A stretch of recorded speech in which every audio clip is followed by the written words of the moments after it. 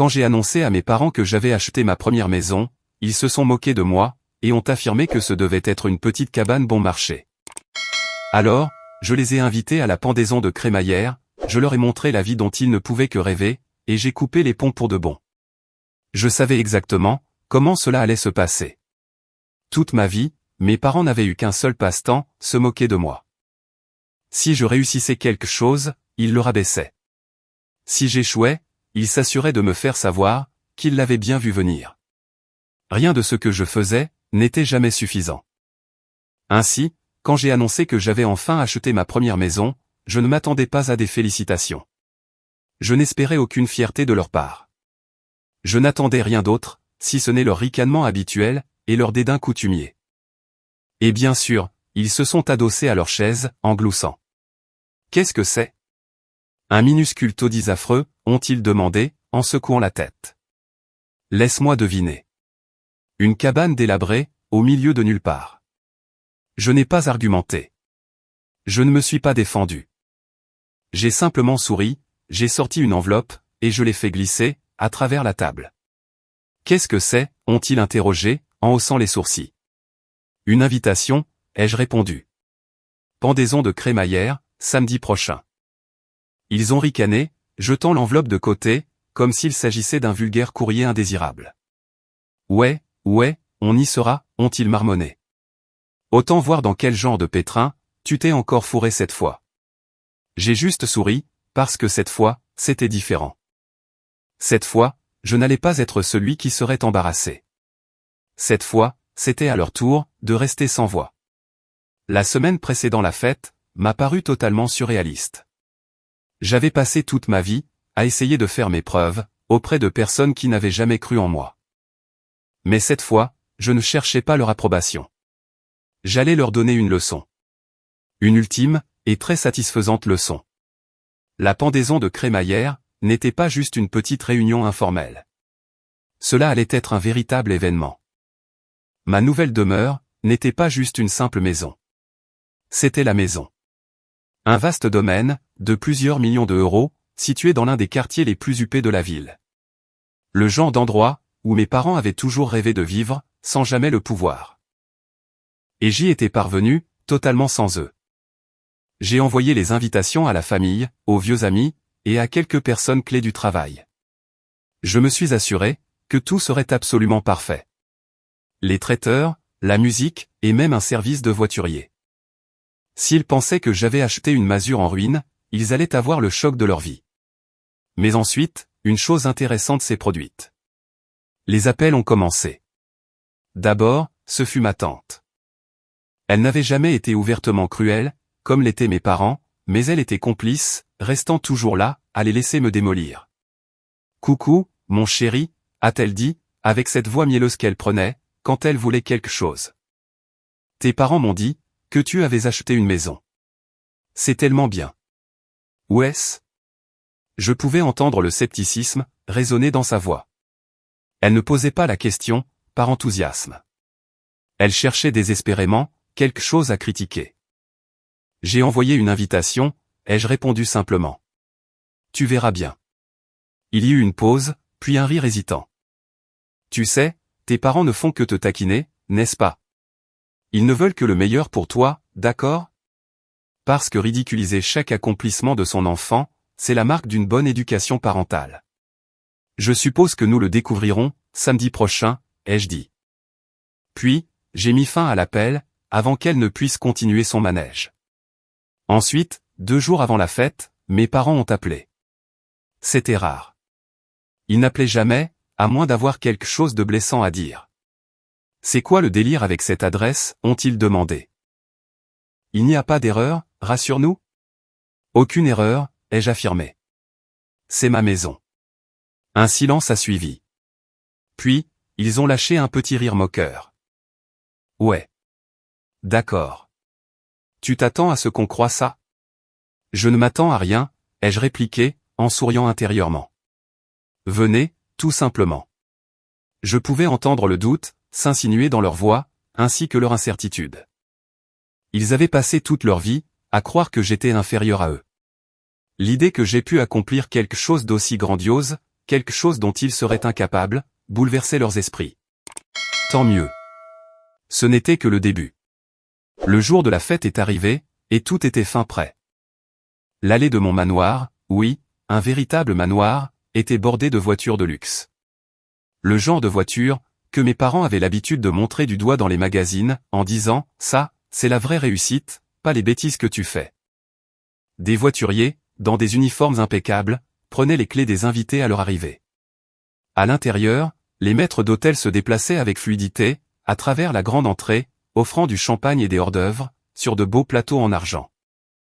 Les lustres projetaient une lueur dorée et chaleureuse, sur l'ensemble de la pièce, et une douce musique jazz, jouée en fond sonore. Chaque détail criait la richesse, le pouvoir, et le succès. Et puis, ils sont arrivés. J'ai vu mes parents sortir de leur vieille berline, regardant autour d'eux, avec une totale confusion. Ma tante était juste derrière eux, serrant son sac à main, comme si elle s'était égarée accidentellement, dans le mauvais quartier. Ils ont levé les yeux, pour fixer la maison, les mâchoires crispées. Ce n'était pas du tout ce à quoi ils s'attendaient. Loin de là. Je me suis avancé sur le perron, en prenant tout mon temps. Je voulais voir le moment exact où ils réaliseraient à quel point ils s'étaient trompés sur mon compte. « Maman, papa » ai-je dit, d'une voix calme et détachée. « Bienvenue chez moi. » Ils ont cligné des yeux, la bouche légèrement entr'ouverte, mais aucun mot n'est sorti. Pour la toute première fois de ma vie, mes parents étaient sans voix. Je les ai conduits à l'intérieur, où les invités se mêlaient déjà, certains d'entre eux étant des personnes qu'ils admiraient jadis de loin. Un homme d'affaires très connu m'a serré la main. Un magnate de l'investissement, avec qui j'avais collaboré, m'a donné une tape amicale dans le dos. Mes parents connaissaient ces visages. Ils avaient souvent parlé de ces gens, mais désormais, c'était moi qui me trouvais parmi eux. « Entrez » ai-je lancé avec assurance. « Mettez-vous à l'aise. » Ils m'ont suivi avec raideur, leurs yeux balayant la pièce, pour tout assimiler. Les hauts plafonds, l'art moderne, et le majestueux escalier, qui menait à l'étage. Ma tante est restée silencieuse, s'agrippant à leurs bras, comme si elle avait besoin d'un point d'ancrage. Et puis, comme sur des roulettes, l'un des membres de mon personnel s'est approché. « Monsieur » a dit l'homme avec respect. « Souhaitez-vous que je vous débarrasse de vos manteaux ?»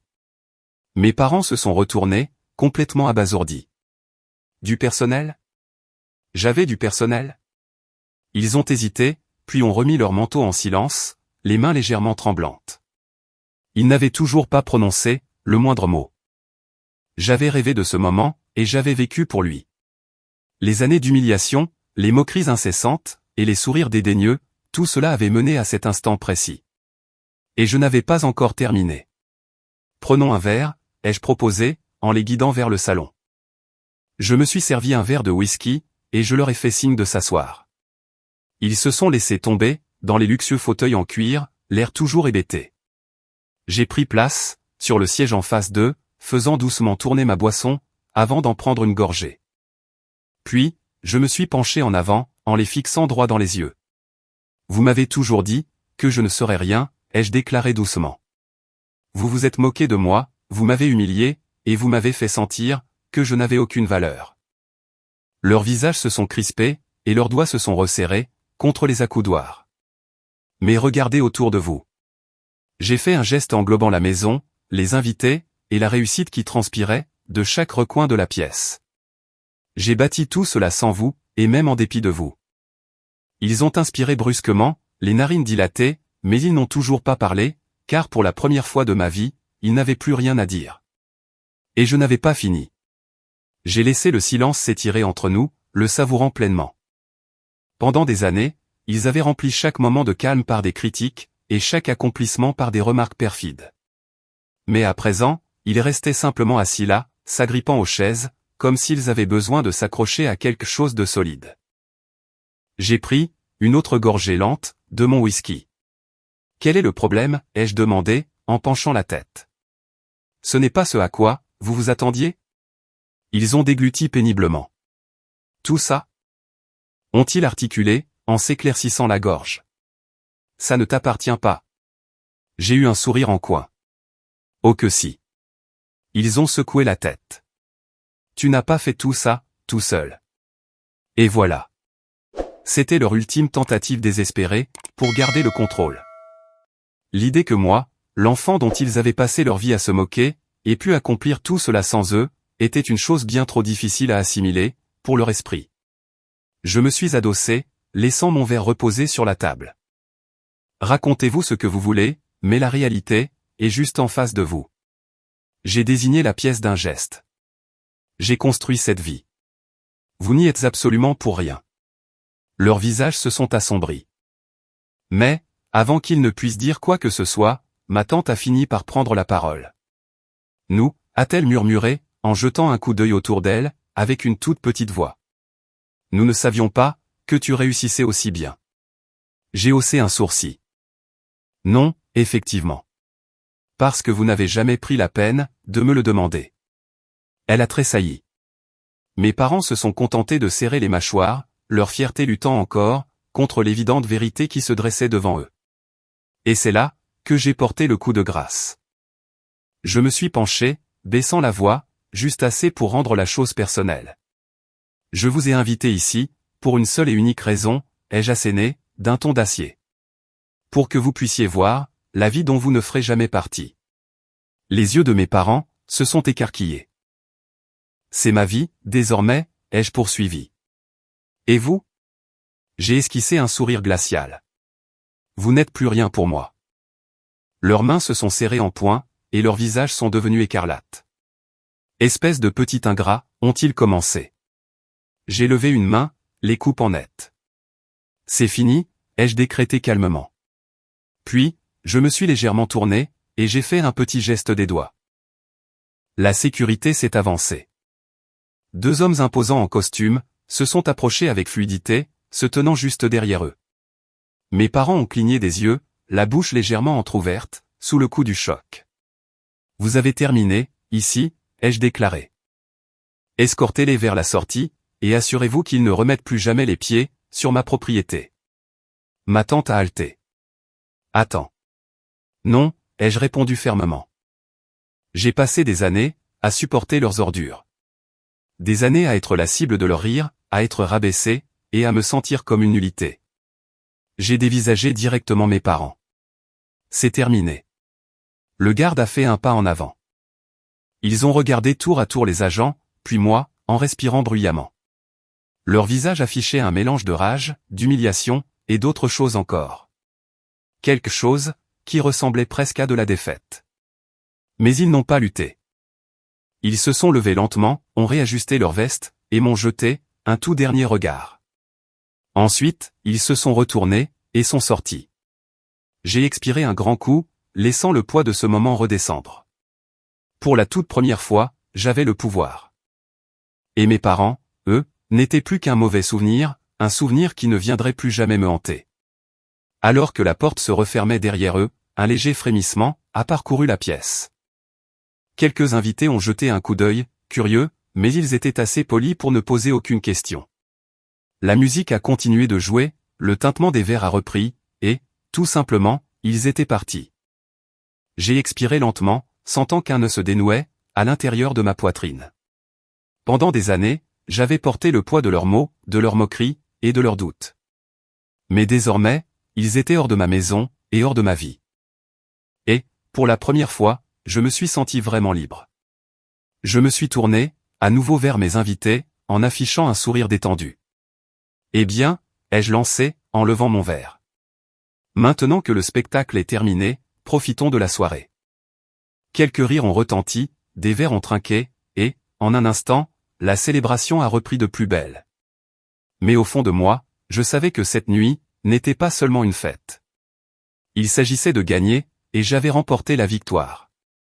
À mesure que la nuit avançait, je me suis éloigné de la fête, pour sortir sur le grand balcon, qui surplombait les toits de la ville. L'air était frais, vivifiant, et portait le bourdonnement lointain de la vie en contrebas. À l'intérieur, mes invités riaient et discutaient, la chaleur du succès les enveloppant, comme une étreinte réconfortante. Mais j'avais besoin d'un moment à moi. Je me suis adossé à la rambarde, en fixant les lumières au loin. Cela ne semblait toujours pas réel. Pas seulement la maison, la richesse, ou l'événement en soi, mais surtout, le silence. Pour la première fois de ma vie, les voix de mes parents ne résonnaient plus dans ma tête, pour murmurer des doutes, et pour me détruire. Ils étaient partis, et pour de bon. J'aurais dû ressentir, uniquement du soulagement, et de la victoire. Et, d'une certaine manière, c'était le cas. Mais il y avait autre chose, aussi. Quelque chose de plus lourd. Car, sous toute cette satisfaction, il y avait une part de moi, qui avait autrefois espéré, qu'ils soient fiers. Il ne s'agissait pas seulement, de leur prouver qu'ils avaient tort. Il y a bien longtemps, avant que je ne comprenne vraiment qui ils étaient, j'avais voulu qu'ils voient ma valeur, qu'ils reconnaissent que j'avais travaillé dur, que je m'étais battu, et que j'avais construit, quelque chose d'incroyable. Mais cette soirée a mis en évidence, le fait qu'ils ne le feraient jamais. Et c'était leur perte. J'ai pris une grande inspiration, laissant cette pensée faire son chemin, puis je m'en suis libéré. J'avais passé une trop grande partie de ma vie, à courir après la validation de personnes, qui n'avaient jamais mérité d'avoir un tel pouvoir sur moi. Désormais, c'était fini. Je me suis redressé, j'ai réajusté ma veste, et j'ai jeté, un tout dernier regard à la ville. Ensuite, je me suis retourné, et je suis rentré à l'intérieur, là où les rires et le succès, n'attendaient plus que moi. J'avais gagné, et il était grand temps, d'en profiter pleinement. En retournant à l'intérieur, l'atmosphère de la fête m'a enveloppé, comme une étreinte chaleureuse. Les conversations coulaient de source. Les verres trinquaient dans un esprit de célébration, et les personnes qui avaient autrefois douté de moi, me serraient désormais la main, avec admiration. Ce n'était pas qu'une simple pendaison de crémaillère. C'était une véritable déclaration d'intention. Je me suis frayé un chemin à travers la foule, échangeant des amabilités avec des collègues, de vieux amis, et même des parents éloignés, qui m'avaient à peine calculé, avant ce soir. C'est amusant de voir, à quel point le succès possède ce don, pour attirer l'attention des gens. Mais il y avait une personne en particulier, que je cherchais. Dans le coin le plus éloigné de la pièce, près de la grande cheminée, je l'ai enfin repéré. Monsieur Langford, un homme dont l'influence dans mon secteur, était tout bonnement légendaire.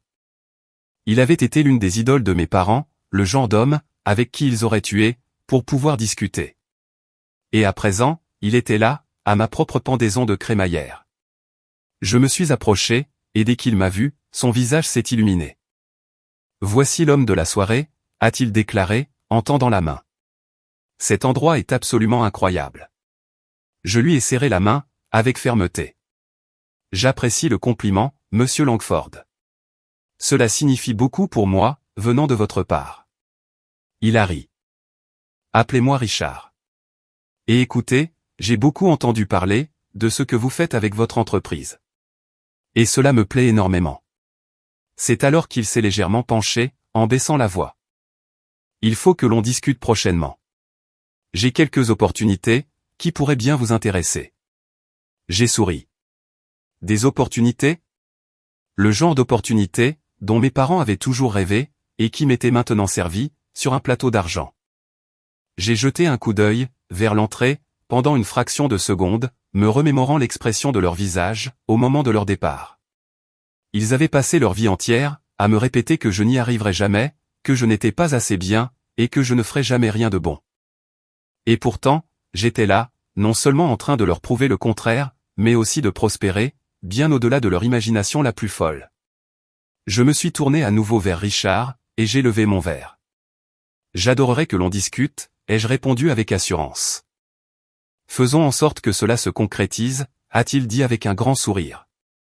Voilà exactement, le genre de discours que j'aime entendre. Alors que nous trinquions, j'ai soudain réalisé quelque chose.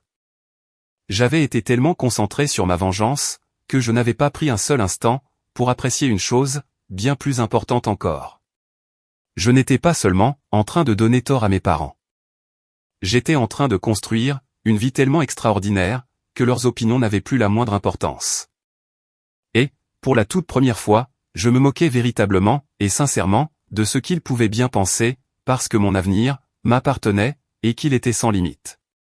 La fête s'est poursuivie, tard dans la nuit.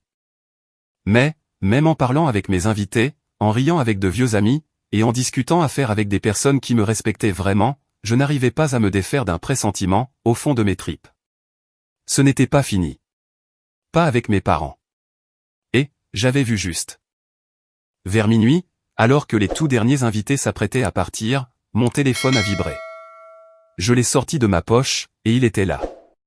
Un message de ma tante. Tes parents ne vont pas bien. Ils n'ont pas dit un seul mot, depuis qu'ils ont quitté ta maison. Je ne les ai jamais vus, dans un tel état. Appelle-moi. J'ai fixé le message, la mâchoire serrée. C'était exactement leur façon de faire. Chaque fois que je me défendais, et chaque fois que je refusais de me plier à leurs attentes, ils jouaient à ce petit jeu, se transformant eux-mêmes en victimes. Ils n'allaient pas mal, à cause de ce que je venais de faire. Ils étaient dans cet état, parce que, pour la première fois de leur vie, ils n'étaient plus ceux qui contrôlaient la situation. Pourtant, quelque chose en moi a hésité. Une petite part amère de mon être, celle qui avait autrefois tant désiré leur approbation, se demandait si c'était enfin l'heure. Si, peut-être, juste peut-être, c'était le moment où ils allaient admettre qu'ils avaient eu tort. Alors, j'ai fait une chose que je n'avais pas prévu de faire, j'ai appelé.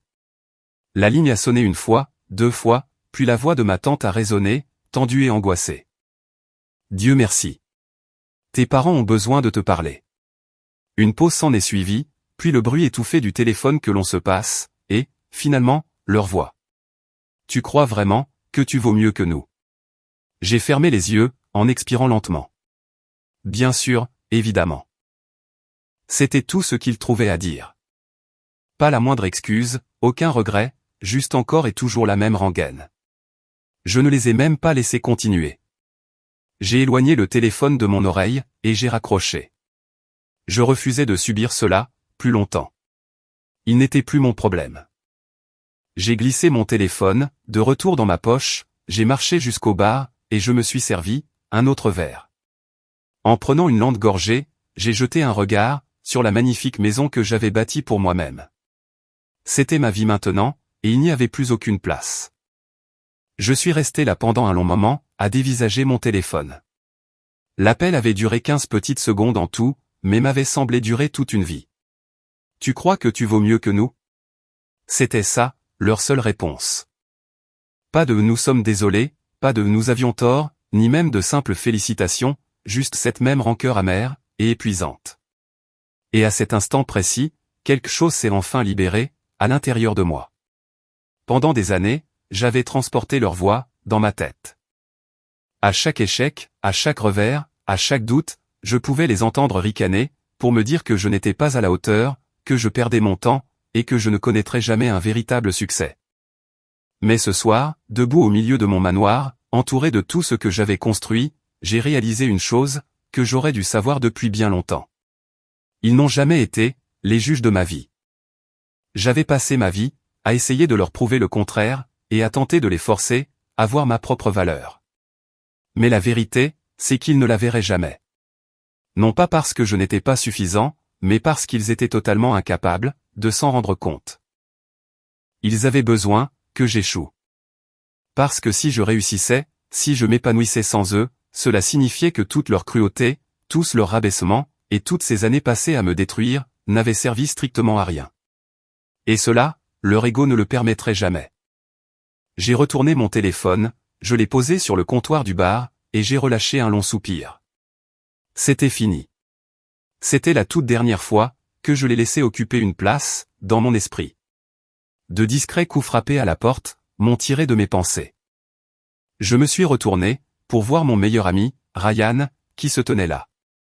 Il affichait un air amusé. « Tu vas bien ?» a-t-il demandé. J'ai expiré un bon coup, puis j'ai souri.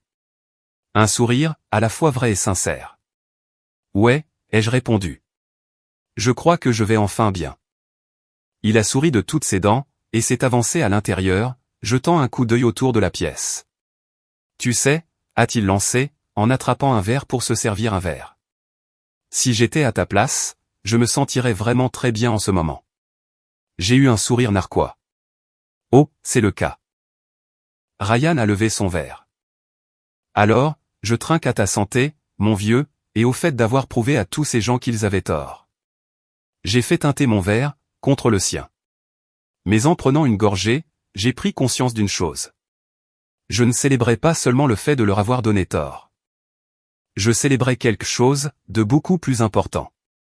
je les avais enfin laissés partir. Et ça, c'était la véritable victoire. La fête était terminée. Les derniers invités étaient tous partis. La maison était désormais silencieuse, à l'exception du doux crépitement de la cheminée, et du faible murmure de la ville, derrière les fenêtres. Je me tenais dans le grand salon, contemplant tout ce que j'avais réussi à bâtir. Le succès, la richesse, et cette vie que je m'étais forgée seul, sans mes parents, sans leur approbation, et sans leur validation. Et pourtant, je me sentais plus léger que jamais. Parce qu'il ne s'agissait plus seulement de leur prouver qu'ils avaient tort. En réalité, ça n'avait jamais été le cas. J'ai marché lentement, à travers la maison, en m'imprégnant de chaque détail. Les hauts plafonds, les sols en marbre poli, et les œuvres d'art, toutes choisies avec soin. Chaque chose ici avait un but, une histoire, et une signification profonde. Parce que je n'avais pas construit tout cela pour les impressionner, ni pour gagner leur respect, mais bel et bien pour moi, pour cet enfant qu'ils avaient autrefois qualifié de raté, pour ce jeune en qui ils n'avaient jamais cru, et, plus important encore, pour la personne que j'étais devenue. Plus forte, plus sage, et totalement libre. J'ai pris mon téléphone, une toute dernière fois, fixant le message non lu de ma tante. Je n'avais pas besoin de le lire. Je savais déjà ce qu'il dirait. Une autre excuse, une autre supplication, et une autre tentative désespérée, pour me faire culpabiliser d'avoir choisi de penser à moi. J'ai appuyé sur l'écran, j'ai survolé le contact pendant une seconde, puis, j'ai bloqué le numéro, et tout simplement, j'en avais terminé. Plus de retour en arrière. Plus question d'attendre, des excuses qui ne viendraient de toute façon jamais. Je me suis servi, un tout dernier verre, je suis sorti sur le balcon, et j'ai contemplé la ville. Ma ville. L'endroit où j'avais bâti mon propre empire. L'endroit où j'avais créé quelque chose de bien plus grand que tout ce qu'il pourrait jamais imaginer. Ceci était mon héritage. Et, pour la première fois de mon existence, il n'appartenait qu'à moi. Pas à eux, juste à moi. Et c'était tout ce dont j'avais toujours eu besoin. 6 mois plus tard, j'étais assis dans mon bureau, avec une vue plongeante sur les toits de la ville. Le soleil matinal projetait de longues ombres sur mon bureau, où les rapports financiers affichaient un nouveau trimestre de croissance exceptionnelle. Mon entreprise venait tout juste d'acquérir notre 3e start-up de l'année, et le conseil d'administration ne pouvait pas être plus ravi. Mon assistante a frappé doucement à la porte. Monsieur Langford est sur la ligne 1, a-t-elle annoncé. J'ai hoché la tête en décrochant le téléphone. Richard était devenu une sorte de mentor depuis la pendaison de crémaillère, m'ouvrant des portes dont j'ignorais jusqu'alors l'existence. L'accord est conclu, a-t-il lancé sans préambule. Tu seras la plus jeune personne jamais nommée au Conseil national des affaires.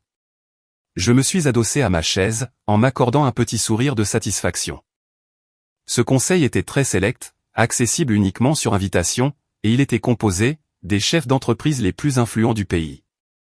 Mes parents en avaient parlé pendant des années, comme s'il s'agissait d'un lieu mythique, dont ils ne pouvaient que rêver. C'est une excellente nouvelle, ai-je répondu. Je te remercie pour ton soutien. Après avoir raccroché, j'ai fait pivoter ma chaise pour faire face à la fenêtre. En contrebas, la ville bourdonnait de vie, me rappelant constamment le long chemin que j'avais parcouru. Mais, en dépit de tout ce succès, il y avait toujours quelque chose qui me rongeait.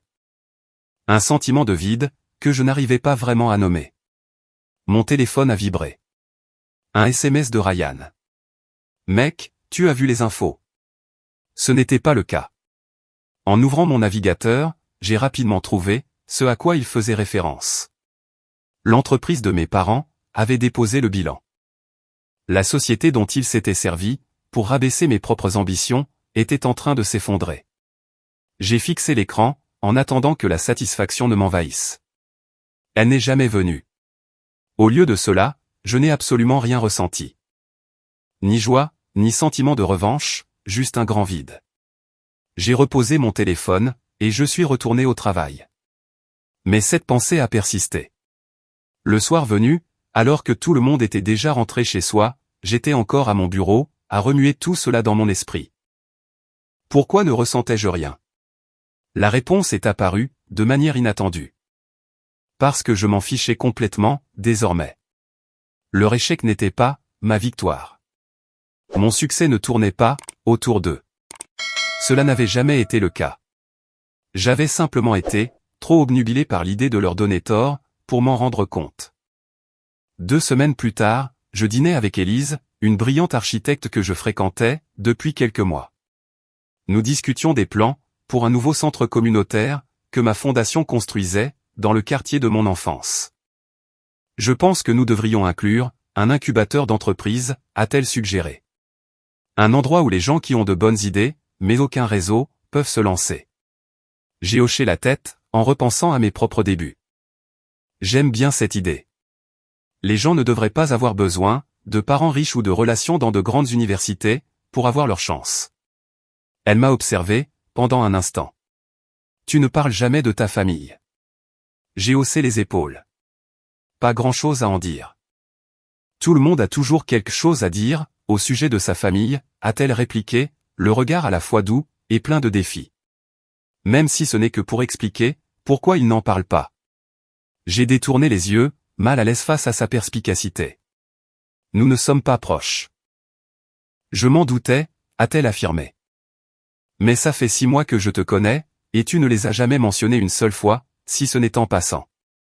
J'ai pris une gorgée de vin, pour gagner un peu de temps. Ils ne m'ont pas soutenu. Élise a hoché lentement la tête. Et comment le vis-tu? Très bien, ai-je répondu par automatisme. Puis, avec un peu plus de franchise, je n'en sais rien, à vrai dire. 3 jours plus tard, je me suis retrouvé, en train de conduire à travers mon ancien quartier. Je n'avais pas prévu d'y aller. Je n'y étais pas retourné, depuis des années, mais quelque chose dans ma conversation avec Élise m'avait profondément perturbé. J'ai ralenti, en passant devant la modeste maison à 2 étages, où j'avais grandi. Il y avait un panneau à vendre, planté dans le jardin. Bien sûr, qu'il y en avait un. Avec la faillite de leur entreprise, ils n'avaient plus les moyens de la garder. J'ai continué ma route, en me disant que j'étais content, et qu'ils ne l'avaient pas volée, après tout ce qu'ils m'avaient fait subir. Mais, alors que je naviguais, dans ces rues familières, des souvenirs ont surgi sans prévenir. Tous n'étaient pas mauvais. Il y avait eu des moments, certes rares mais pourtant bien réels, où ils avaient montré des lueurs, de quelque chose d'autre que des critiques. Mon père, en train de m'apprendre à faire du vélo. Ma mère, qui restait éveillée toute la nuit, quand j'avais de la fièvre. De petites marques de gentillesse, presque totalement oubliées, sous le poids de tout le reste. Quand je suis rentré chez moi, ce soir-là, je me suis servi un scotch, et je suis sorti sur le balcon. Les lumières de la ville s'étiraient à l'infini devant moi, un témoignage frappant, à la fois de l'ambition et de la fragilité humaine. J'ai réfléchi à la notion de pouvoir, à la façon si désespérée, dont mes parents s'étaient accrochés à son illusion, et à quel point la réalité me semblait vide, maintenant que je le détenais. Quel était donc le but de tout ce succès, s'il n'avait finalement rien guéri? Le lendemain matin, j'ai appelé mon avocat. Je veux acheter une maison, ai-je déclaré. Elle est actuellement sur le marché. Je lui ai donné l'adresse de la maison de mon enfance. Un choix intéressant, a-t-il fait remarquer. Elle a été saisie. Les propriétaires. Je sais très bien qui sont les propriétaires, les jeux interrompus. Faites le nécessaire, mais utilisez une société écran. Je ne veux surtout pas qu'ils sachent que c'est moi. Et 2 semaines plus tard, l'achat était officiellement conclu. Je me tenais au milieu de ce salon désormais vide, là où j'avais enduré d'innombrables critiques, et je me sentais étrangement calme. Je ne l'achetais pas, par sentimentalisme ou par nostalgie. Je l'achetais parce que j'en avais les moyens, et parce qu'elle représentait un chapitre de ma vie, que j'étais enfin prêt à clore, mais selon mes propres termes. Ce soir-là, des coups frappés à ma porte m'ont surpris. Mon assistante ne m'avait pas annoncé de visiteur. Quand j'ai ouvert, ma tante se tenait là, l'air bien plus âgé, et bien plus fatigué, que dans mes souvenirs.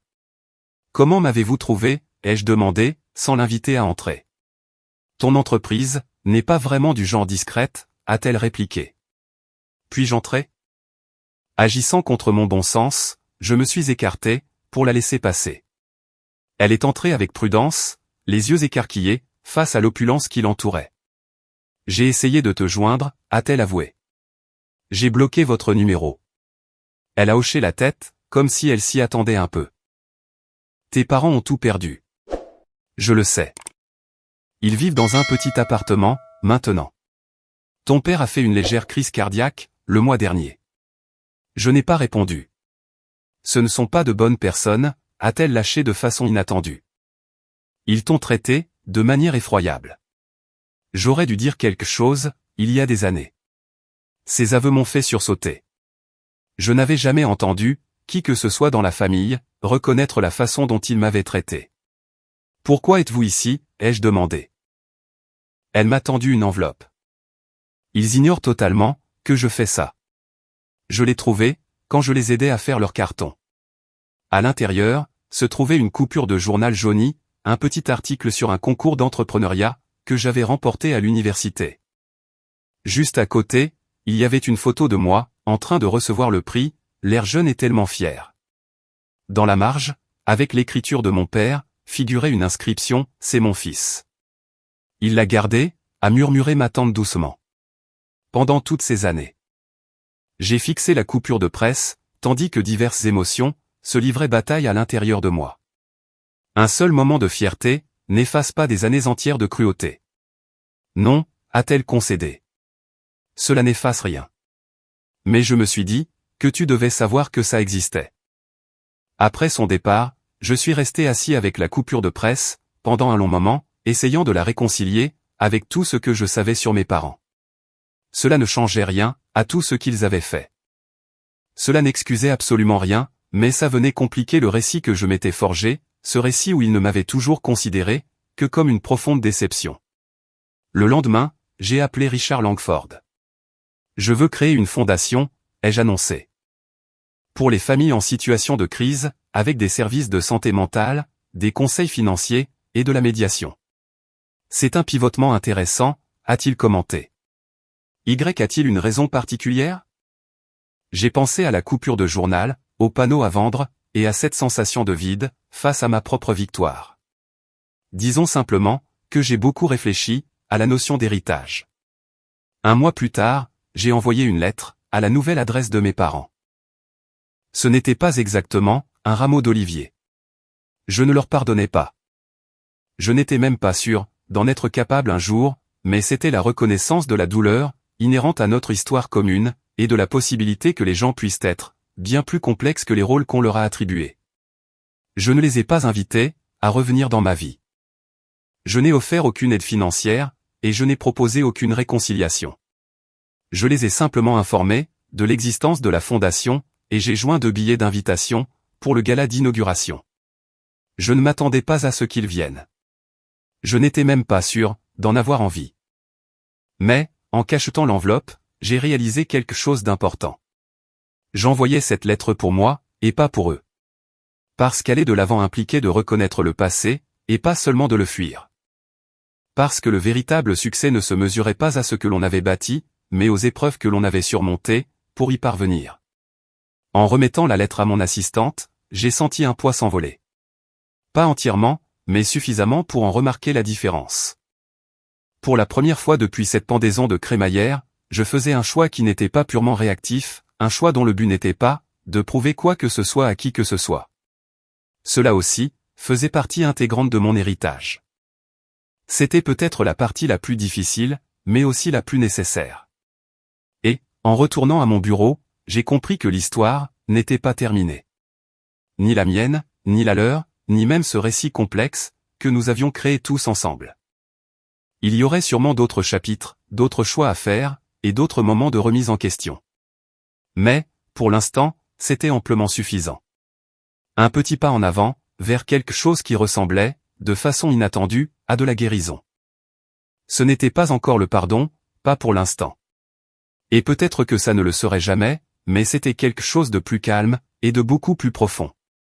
C'était la reconnaissance intime, que je n'avais plus besoin de leur propre échec, pour valider mon succès. Et dans cette prise de conscience résidait une forme de liberté, bien plus puissante que ne pourrait jamais l'être, la vengeance.